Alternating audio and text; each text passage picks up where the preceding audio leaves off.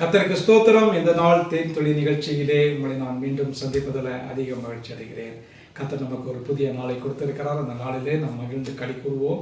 கர்த்தர் இந்த நாளை நமக்கு ஆசீர்வதித்து தருவாராக. இந்த நாளில் கூட இதே 119ஆம் சங்கீதத்தில் 11வது வசனத்தை நான் உங்களுக்கு படிக்க விரும்புகிறேன். நான் உமக்கு விரோதமாய் பாவம் செய்யாதபடிக்கு உமது வாக்கை என் இருதயத்தில் வைத்தேன்.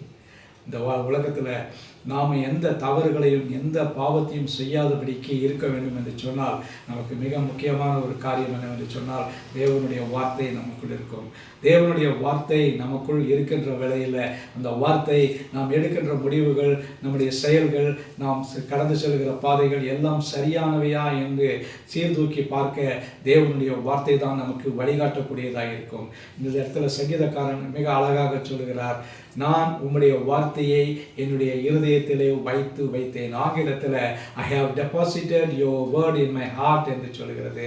எப்படி நம்ம பேங்க்கில் நம்ம எதையாவது டெபாசிட் செய்து பத்திரமாக வைக்கிறோமோ, ஒரு லாக்கரிலே பேங்க்கில் எப்படி நம்ம பத்திரமாக ஒரு பொருளை வைக்கிறோமோ, அதை போல தேவனுடைய வார்த்தையை நம்முடைய இருதயத்தில் நாம் வைக்கும் பொழுது, அதுதான் சொல்கிறார் 2 வைத்து வைக்கும் பொழுது நமக்கு அது முழு பாதுகாப்பையும் கொடுக்கிறதா இருக்கிறது.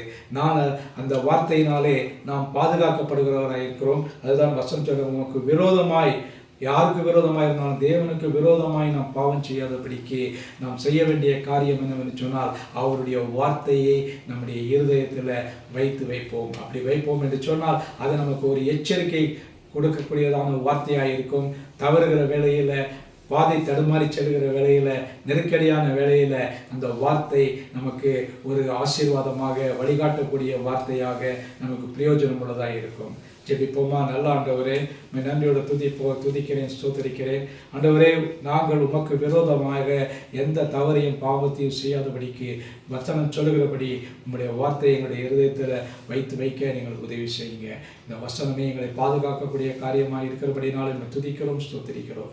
மீட்பர் இயேசுவின் நாமத்தில் ஜெபிக்கிறேன் நல்ல பிதாவே. ஆமென், ஆமென். கர்த்தர் உங்களை ஆசீர்வதிப்பாராக. இந்த நாள் உங்களுக்கு ஒரு ஆசீர்வாதமான ஒரு நாளாக அமையட்டும்.